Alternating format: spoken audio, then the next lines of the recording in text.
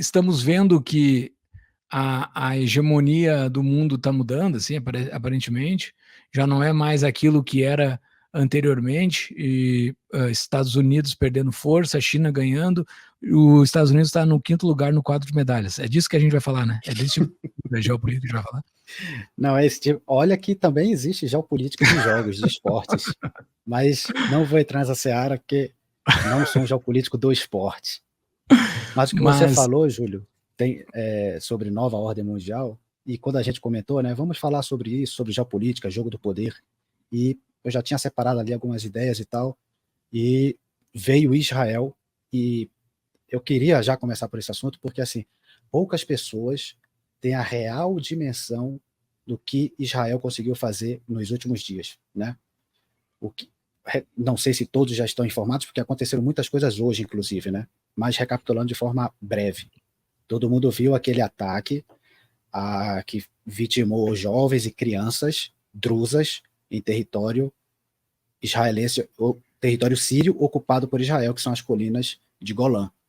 Nenhum país, praticamente nenhum país no mundo reconhece aquele território como israelense. Já é a primeira problemática aí. Apenas Estados Unidos e Kosovo, se eu não me engano.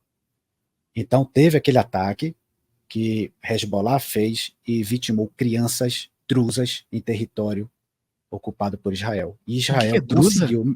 É um povo? Um povo druso? Uma etnia. É uma ramificação do Islã. É Ah, muito tá. pequeno isso aí, entendeu? Então, eles têm 3 nacionalidades: a libanesa, síria, se eu não me engano, também israelense, assim, territorialmente, mas é uma etnia própria drusa, né? É um povo druso.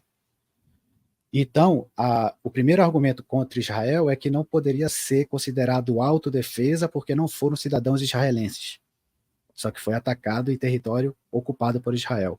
Israel conseguiu matar simplesmente o 02 do Hezbollah, como retaliação a esse ataque, em Beirute, lá na capital do Líbano. E isso foi confirmado ontem.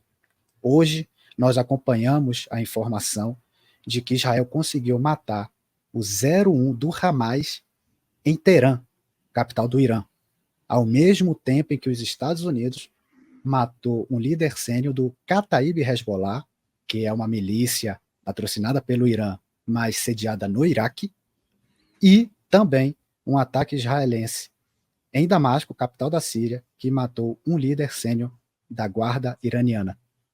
Então foram Cara, 4 que loucura. ataques com uma diferença de pouquíssimas horas e uma demonstração de força tal que a gente pode estar perto aí de um efeito dominó de uma guerra ampla, com o Irã entrando, com os Estados Unidos entrando, com a Rússia entrando, quem sabe quem mais entrando.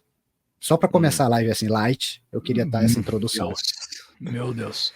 Tá, mas deixa eu te entender melhor o seguinte.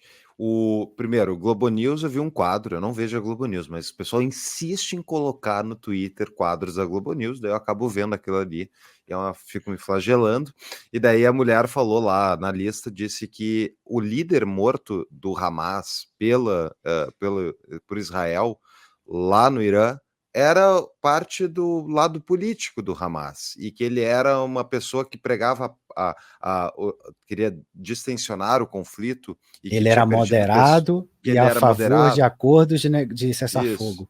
Eu E aí, vi isso é essa. verdade? Não, não é verdade. A questão é o seguinte: ele Sim. é o líder político, realmente, o líder ramificado político do Hamas. Mas o Hamas, em sua essência, é um grupo terrorista. E por que ele está no Catar?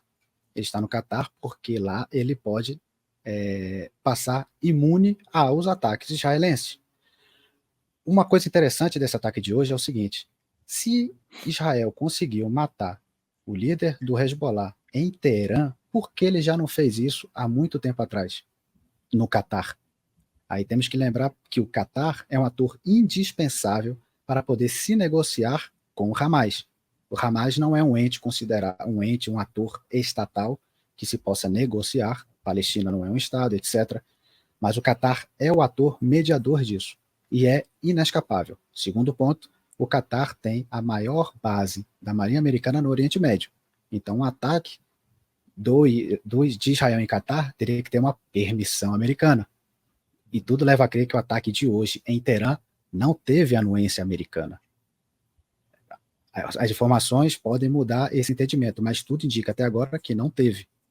E Israel também, ele aproveitou essa oportunidade para fazer um ataque pontual em Teherã, com justificativas de retaliação, de autodefesa, coisa que antes ele poderia não ter essa narrativa, antes do ataque de 7 de outubro, por exemplo. E como é que Mas ocorre o líder não é moderado de jeito nenhum. E como é que ocorrem esses ataques? Assim, é um míssil que vem de um caça que passou voando? Da onde que vem isso? É uma pessoa um sniper que deu um tiro na cabeça? Se tem ideia de como que mata esses caras? Esse ataque específico, ninguém sabe exatamente como foi ainda. Dizem que foi o que morreu em Teherã ou o que morreu em Teherã? Em Teherã. Em Teherã, ninguém sabe ainda como foi exatamente. Sabe-se que ele estava em um esconderijo, ele não se hospedou em um hotel em Teherã, mas estava numa casa cedida pelo governo iraniano, ou seja, outro ponto de atenção aqui. O Irã, ele era protetor do líder do Hamas. Então, esse ataque também joga contra, é uma humilhação para o Irã. Mas voltando à sua pergunta, alguns dizem que foi um míssil antitanque ou um míssil portátil, né, um main pad, lançado contra esse quarto que ele estava lá. Então já temos informações aí de inteligência ou traidor do regime iraniano. Só que alguns estão especulando que, na verdade, teria sido um míssil de cruzeiro lançado de um F-35, mas que isso seria humilhante demais para o Irã admitir, que um caça israelense furtivo entrou no seu espaço aéreo e conseguiu lançar um míssil. Mas ninguém sabe exatamente como foi. Este corte foi um trecho do podcast Tapa da Mão Invisível. Se você quiser assistir este episódio completo, é só clicar no link que está aparecendo aqui embaixo.